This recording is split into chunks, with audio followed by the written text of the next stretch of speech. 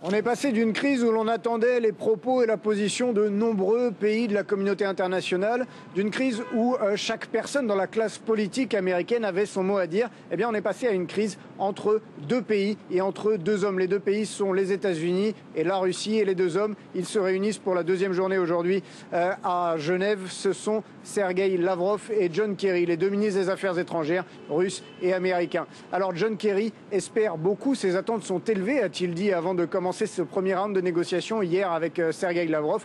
Les États-Unis attendent beaucoup de cette réunion diplomatique et John Kerry l'a rappelé, les attentes sont hautes, mais aussi la menace militaire doit rester présente en cas de non-issue à ces négociations. Les États-Unis veulent que cela aille vite. Alors c'est compliqué ce dossier des deux côtés parce qu'on a deux positions qui sont apparemment inconciliables. Tout le monde est d'accord pour que les Syriens remettent leur stock d'armes chimiques à des observateurs internationaux, que ce stock soit démantelé. Mais les Russes veulent que cela se fasse sans la contrainte militaire, sans la pression militaire. Hors de question pour eux que l'on contraigne un pays à donner ses armes en le menaçant de le frapper ensuite. Pour les États-Unis, c'est tout le contraire. On ne peut pas avoir confiance dans les Syriens. Donc il faut garder cette pression militaire. Il faut qu'il y ait une résolution contraignante derrière cela. Alors les deux hommes sont à Genève entourés d'une équipe d'experts, d'une trentaine de personnes pour chaque délégation, experts sur les armes, mais aussi diplomates. Barack Obama a redit hier son optimisme, mais tous les yeux seront désormais tournés